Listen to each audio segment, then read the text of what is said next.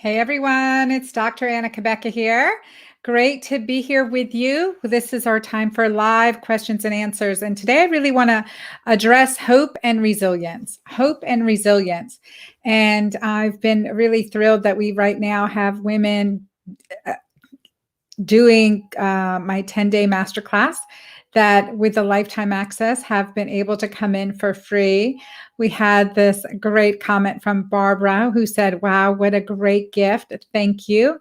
And if you guys are coming on and you haven't joined it yet, the notes are in there today. Today is the last day to join for free for the lifetime access for the program, So you can come in, watch a video, just work with us to be accountable and stay in a just stay connected and stay in a beautiful, healthy community. So I encourage you to do that. Cheryl said, best gift ever, and you owe it to yourself to try. And at the very least, you'll have some great tools in your arsenal for overall good health. So I'll share with you a little bit about what that is. So you guys have information in your notes. It's my lifetime access for my Breeze Through Menopause Masterclass. So it's the Keto-Green Masterclass, whether you're menopausal or not menopausal, way before or way after. This 10-day Keto-Green Masterclass is a beautiful community that we are inspiring each other and creating resilience through a healthy, strong body, mind, and spirit. And today, that's what I really want to talk about. I want to talk about spirit. I want to talk about our spiritual health. And I want to talk about our health in general. So definitely want to talk about our spiritual health and hope and what it means to create hope and resilience. And so let's see here, take that off. And so on my Instagram page, which let me just actually join in my Instagram page here.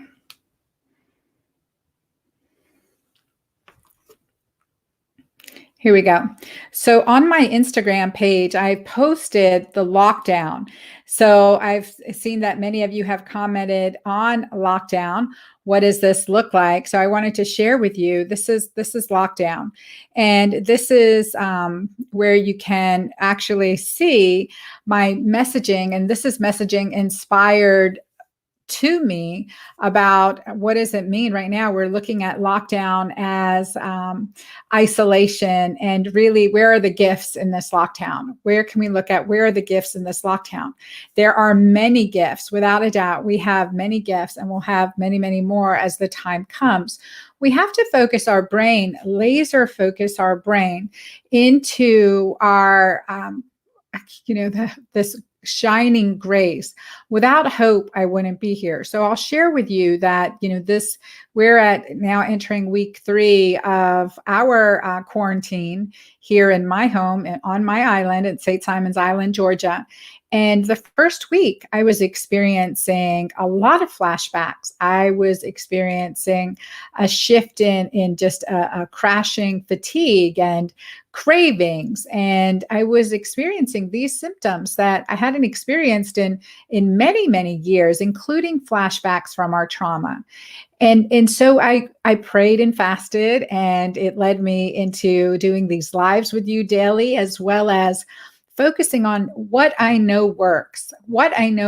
And what we put our attention on is the direction in which we go. And this is an area that I encourage and counsel everyone listening to really take heart and embrace this practice of essentially getting into lockdown, right? So I wrote, L is listens to God's voice and reflect. If we're constantly busy, we're fearful, we are self-medicating out our emotions, then we're not going to hear that small, still voice within us, that intuition within us that is so smart, is so brilliant, is so helpful, is so wise. And we each have that wise voice. We can only be responsible for what is in our control. And And that is key. So we look outside our personal control to our universe, right? To God, to spirit, to instill in us, to open our mind. I think the Holy Spirit speak within me and guide me, help me, give me the peace that surpasses all understanding. And then just deep breathing can really help us, and meditation and prayer, contemplative prayer can really help us get there. So I know that makes a big difference. So L is listen to God's voice and reflect. O is obey his word and his teaching. So on a basis, I am going into my biblical studies. I've been trying to go through the Bible in a year with my group in my spiritual direction class, and that's been great. And it's also incredibly challenging going through a book of the Bible every week. So so that's challenging. But it's important because I find so much grace in the words that are speaking to me that I've read maybe, many times before, but hasn't spoken to me in this way. And we can know we're on the right course. So obey his words and his teachings. I was interviewed with Caroline Leaf yesterday, who wrote Switch on Your Brain. So she interviewed me on her podcast. I highly encourage you listen to it. One thing she says in her writing and her teachings is that if she can't find validity for it in the Bible, she doesn't give it the credibility. So she looks for reinforcement in her, and she's just a fabulous teacher and such a wise woman. So Caroline Leaf, Switch on Your Brain, and she will be interviewed on my Girlfriend Doctor podcast coming up. So C is call on Jesus's name, be calmed. There's that expression, what would Jesus do? So we think about that right now, being loving and kind. Know what is the purpose of all this. And I think sometimes that's really hard to see. And sometimes I can't find a purpose, but I can make a purpose from it. And I think that's really very powerful to me. And I see my cousin, Linda Cabeca, joined. Hi, Linda. Great to see you guys. Good to see all of you joining and being with me right now. Thank you. So I think it's that knowing what your purpose is. So what is your purpose right now, today, at this time in your life? What is your purpose right now, today, at this time in your life? And what is it? What is it showing? Where are you guided by that? How are you consoled by that? Where do you feel joy in thinking about that? What gives you a lightness to your spirit? What gives you peace? And focusing on that makes a difference.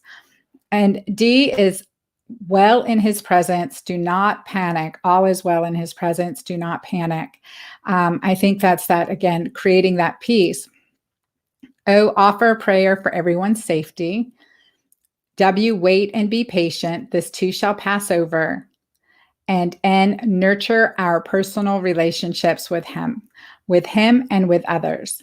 So what I found is that, this concept of lockdown, when this was shared with me, I completely embraced it, loved it. And it brought me into one of my favorite spiritualists is St. Ignatius of Loyola. And I just picked this up now, right, to read something before coming on with you guys. And it is the perfect quote on putting love into practice. Like, what will give us peace? What will give us resilience? This is it right here, putting love into practice.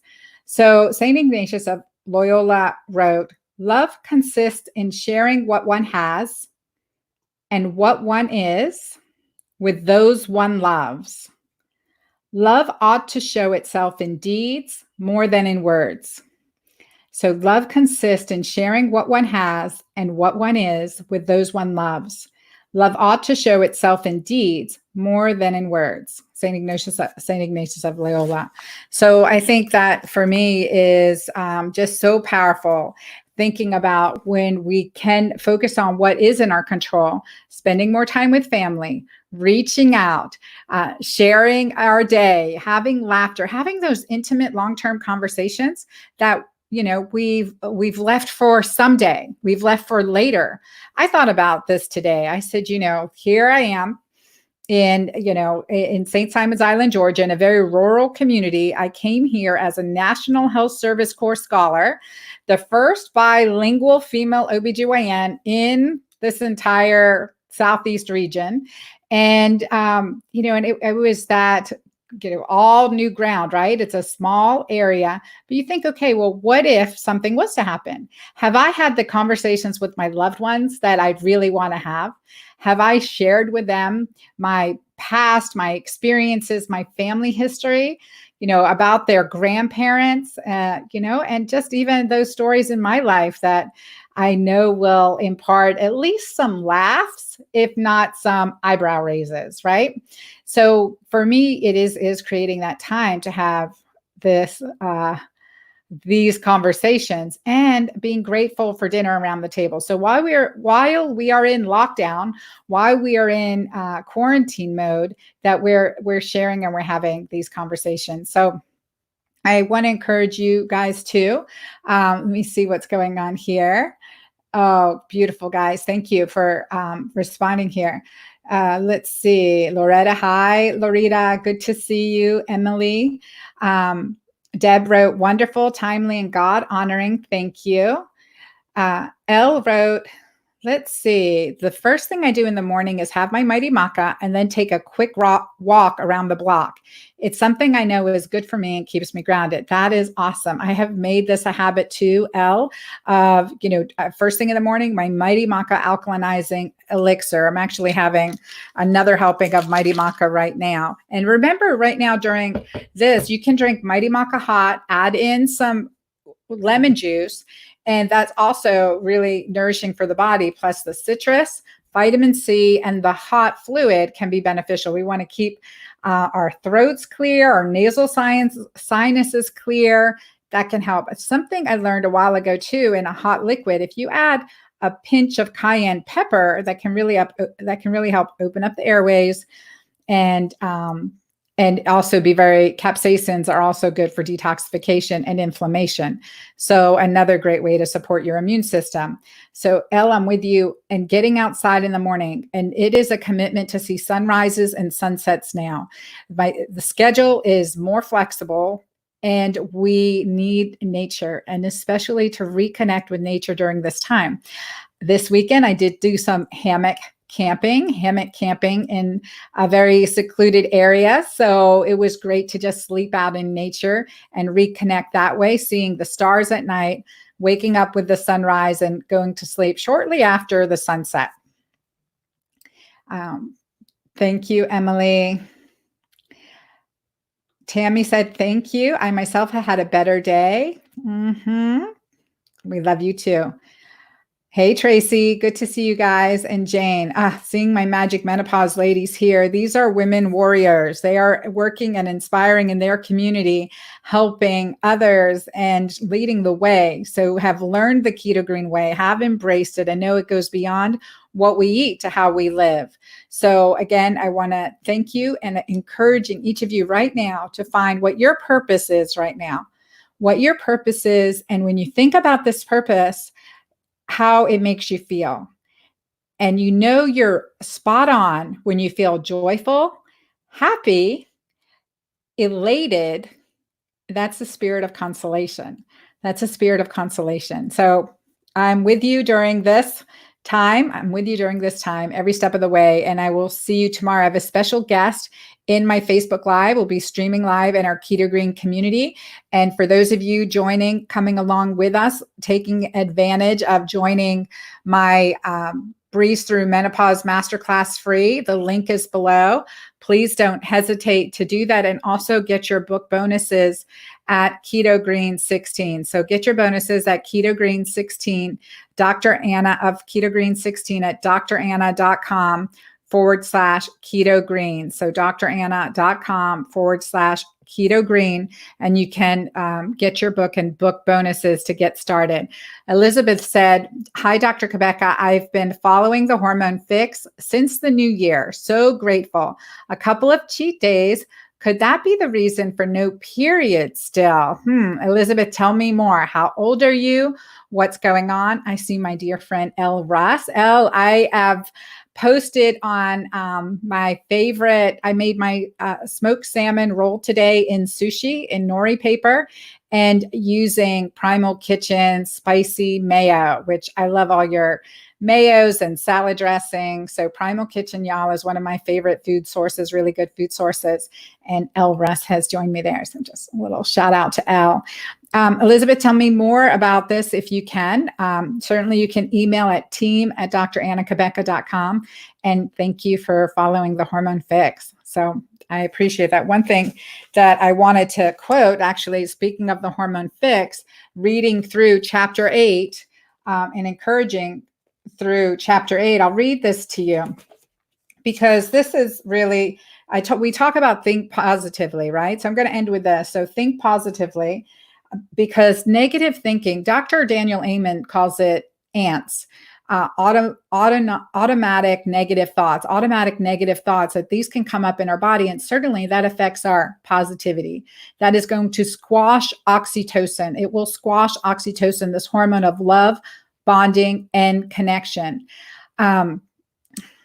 So, speaking of, and this was through my experience on PTSD, what can we do to heal? We have to empower oxytocin. So these practices certainly will help us. So I wrote in here, negative thinking isn't just bad for your mood, it's also bad for your brain and your hormone balance. It rewires your brain. We have to be so conscientious of our thoughts, the direction of our thoughts, and take control of them, change into positive thinking as much as possible. Our mind and mental atmosphere are connected to our body. We cannot separate the mind from the body.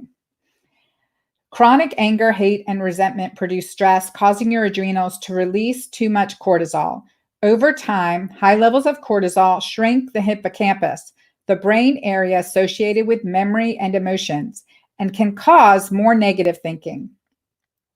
I understand that you can't always remove stressors from your life, but maybe you can change your responses and perceptions to some of them.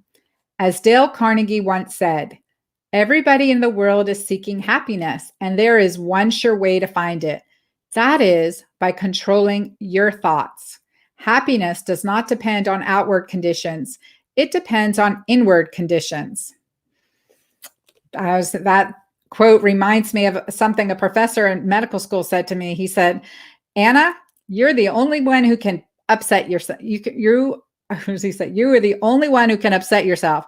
And I said, no, sir. My boyfriend at the time, soon to be my husband, can really piss me off.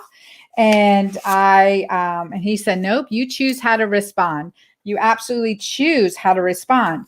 You and you alone are in control of your emotions. During this time, that is not different. You and you alone are in control of your emotions. So tomorrow at 4:30, today we jumped in a little bit earlier, but it will be at 4:30 each day this week. That's the plan, God willing, 4:30 every day. Tomorrow I have a special guest, Catherine Goulet, author of Make Everything Fun. And we're going to talk about that tomorrow. We're going to talk about how we can create hope and feelings of peace during this time, how we can do it together in community and not feel guilty about having fun during this time and creating this fun for others around us. That's really important. And I think oxytocin is the best medicine. Oxytocin is the best medicine. I can't say that enough. And it creates, through healthy community, through charity, through giving, through love, it creates peace, it creates joy, and it boosts your immune system better than anything else. Now, there's a question about how does low vitamin D relate to hormone imbalances? Vitamin D is also related to the ability for our hormones to work effectively, including progesterone, our neuroprotective hormone, and oxytocin. Vitamin D is a prohormone and responsible for adequate effectiveness of our hormones. So we definitely want to, thanks Gabby for asking that question. You guys, thank you for being here with me. And